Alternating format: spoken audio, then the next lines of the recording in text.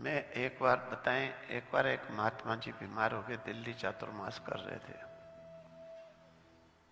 Hospitalise किए, महात्मा जी ज्यादा हो गए,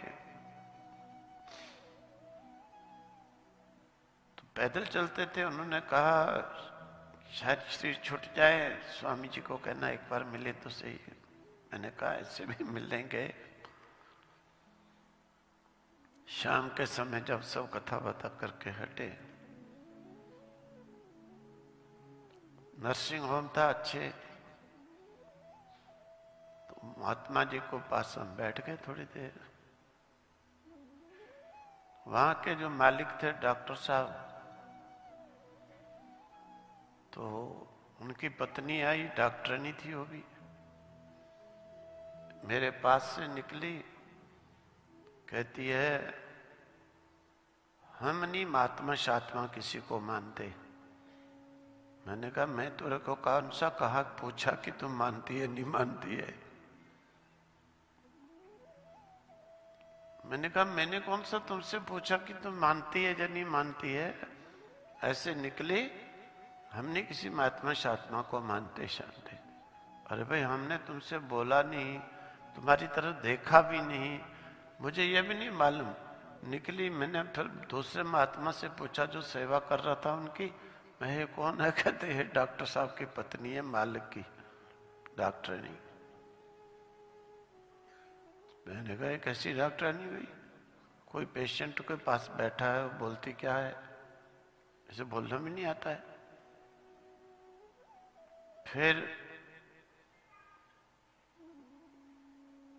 15-20 मिनट हम बैठे रहे। वो महात्मा जी को एक नर्स को भेजती है कि जो साथ में बुलाना। महात्मा जी को ले गए उधर, तो पूछती है ये जो बाबा जी आए, मैंने ऐसे गलत बोल दिया, वो क्या कह रहे। उसने कहा वो तो नहीं कुछ कह रहे, पर तुमने क्या बोला तुम ये सोचो। कहती नहीं, बाद में तो मेरे को ही बुरा लगा। बुरा बुरा क्या, आधे घंटे में बेचारी का दिमाग ही पागल हो गया। सोच सोच के फिर आके पांव पकड़ के रोने लगी। मैंने गलत कह दिया। मैंने कहा तू कह दिया, तुम रखो ना, मेरे को काहे को भाई, मैंने तो कुछ बोला नहीं। फिर डॉक्टर साहब भी आए। डॉक्टर साहब भी आए, कहते नहीं हमारे थोड़े अंदर आओ कमरे में। मैंने भाई यही बात करो, मैं तुम लोग षड्यंत्री लगते हो, ऐसे बिना मतलब के कहते हो हम नहीं मानते। तो मैंने कहा कमरे में नहीं जाऊंगा। कहते नहीं नहीं, जबरदस्ती बेचारे हाथ जोड़ के ऑफिस में ले गए। चलो गलती गलती मानी। मैंने कहा देखो, बाहर सामने उनके गेट पे एक गधा बोल रहा था। फिर तो डॉक्टरनी कहती है भगवान के लिए, जी भगवान क्या होता है। मैं भगवान देख, भगवान सब में होता है, सब में होता है, तभी तो जीते हैं। कहती जो नहीं मानते हैं, मैं वो नहीं माने, भले नहीं माने, लेकिन भगवान सभी में है। नहीं माने, अगर भगवान नहीं हो तो जिएंगे किससे। जीवन तत्व जो है वही परमात्म तत्व होता है। तो गधा बोला हूं, तो कहती इस गधे में परमात्मा कौन मानेगा। मैंने कहा देख, गधा नाम शरीर का है, इसके अंदर जो आत्मा है शक्ति देने वाली बोलने के लिए, वही मनुष्य में है, वही सांप में है, वही देवता में है। वो जो शक्ति है वो गधा नहीं बनती कभी, वो सांप नहीं बनती कभी। मनुष्य के अंदर आत्मा जो है वो आत्मा कभी मनुष्य नहीं बनती। देवता के अंदर जो आत्मा है वो कभी आत्मा देवता नहीं बनती, वो आत्मा आत्मा ही रहती है। मैंने कहा देख, ये तुम्हारा कमरा है, इस कमरे में तुमने रंग डालो।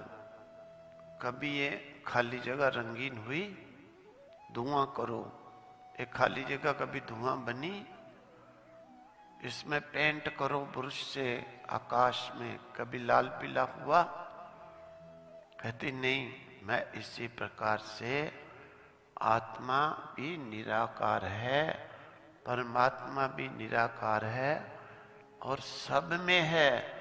सब में होने पर जैसे पेंट रंग कलर से आकाश पेंट काला चिट्टा गोरा नहीं होता, लाल पीला, इसी तरह शरीरों के जो धर्म हैं, अधम नीच मध्य उच्च, इनसे आत्मा भी अधम नीच मध्यम नहीं होता है। शरीर मरते हैं, आत्मा नहीं मरता है। भगवान ने गीता में बड़ा सुंदर कहा है। चलो बेचारे सत्संग का कहने लगे, मैंने भी अब रात्रि थी, जाके सोना ही, घंटा भर जो है पूछते रहे भगवान के लिए।